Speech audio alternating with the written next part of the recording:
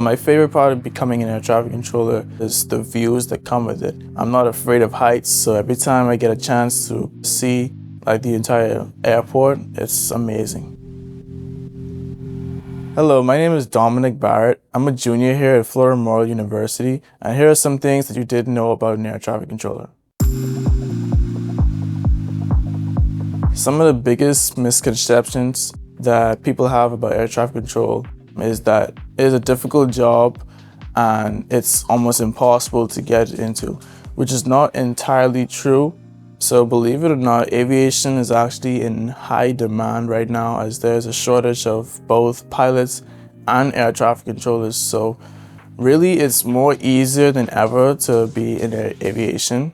As of right now, once you apply, you can get in at one shot.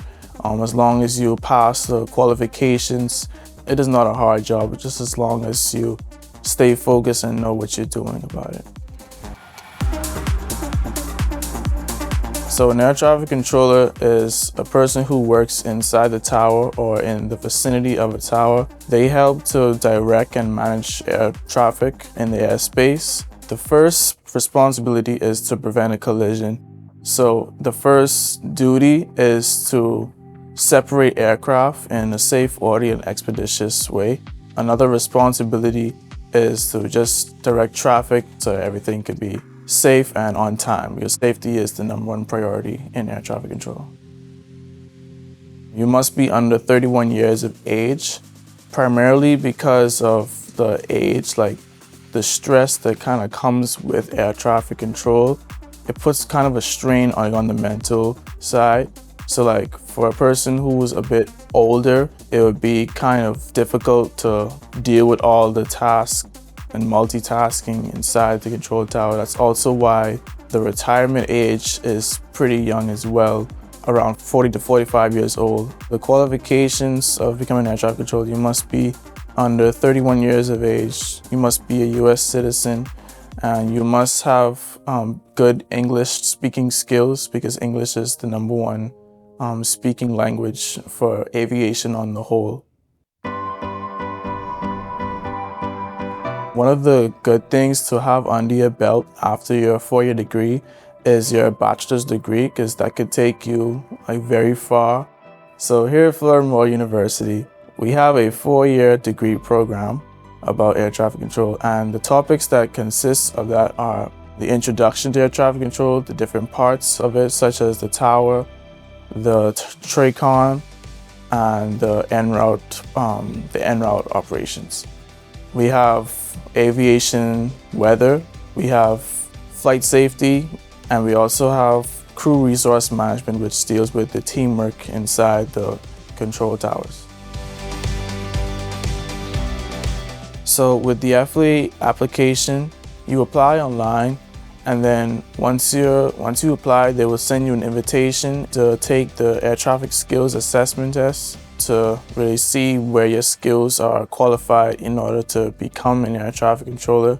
Fortunately, I was able to pass that test myself. So once you pass the test, they will give you a tentative offer letter to attend the training in Oklahoma City, in which I am headed to. The training is about 3 to 4 months. They teach you the basics of air traffic control and how it is. They teach you real-life situations. Before you head to the training in Oklahoma City, you must complete a fingerprint scanning. You must complete an MMPI appointment, which consists of questionnaires just to see where you are mentally. You are required to take an FAA medical exam with that, along with the drug test.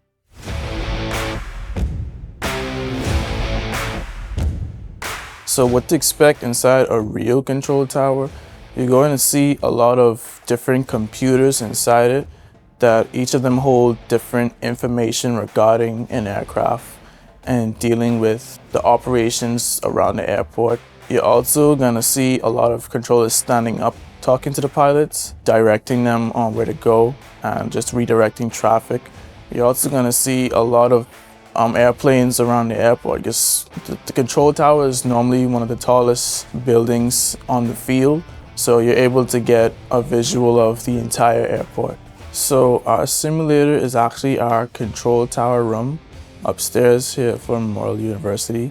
You can't miss it. It's the tallest building on campus. Inside the room consists of radios that deal with ATC transmissions. You can hear the different frequencies. We also have the radar room where you could see the different types of airplanes around the area.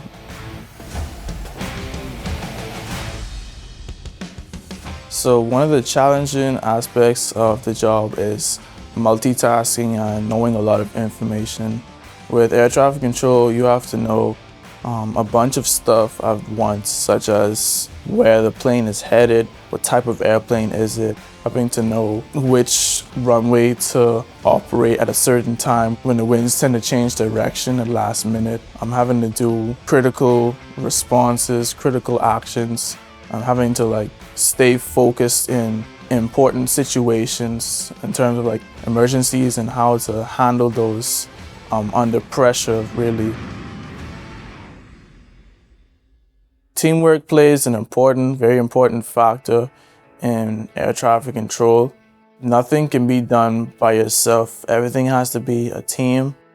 We teach that here at Florida Memorial University on how to be a proactive team instead of a reactive team. A proactive team is making sure that nothing happens, trying to prevent it before it happens, whereas a reactive team, something happens and then we try to figure out what went wrong in that situation. So we practice more on the proactive side. Our air traffic control and pilot program kind of go hand in hand, as sometimes we take the same courses because there's some concepts of aviation that both pilots and air traffic controllers need to know, such as aviation weather and crew resource management, because weather plays a factor in both in air traffic control and pilot.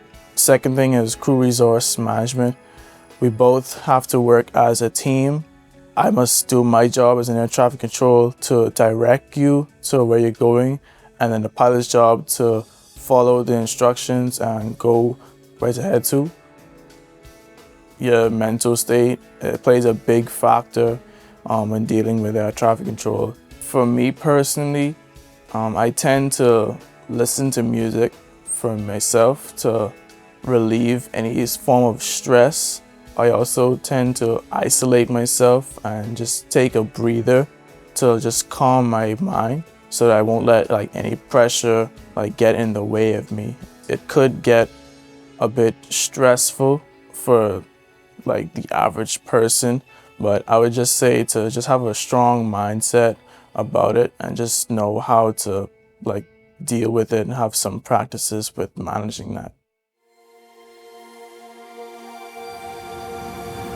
A lot of people tend to get in the way when it comes to air traffic control and telling me oh, you're picking a very hard career path. Are you sure that you're ready for this? Do you know the tasks that come with it or the responsibilities with hundreds of thousands of lives inside your hands? I just look at the folks and I just says, I've been doing this from I was small. I've been in aviation from a very young age, so I have enough knowledge to keep me going and to know what I'm doing. Having to direct a lot of traffic, which was my hobby growing up, actually, with being on the computers. I would have never thought that I would get the chance to actually do it in real life, and it's a much better feeling in real life, and having to have the responsibility of hundreds of lives in your hands. Although it may sound a bit crazy, but I enjoy the feeling of directing traffic, making sure that everyone's safe, and I don't let any negativity really get beyond me whenever somebody tells me that, because I know that this is what I want to do, and I don't let anything steer me off my path.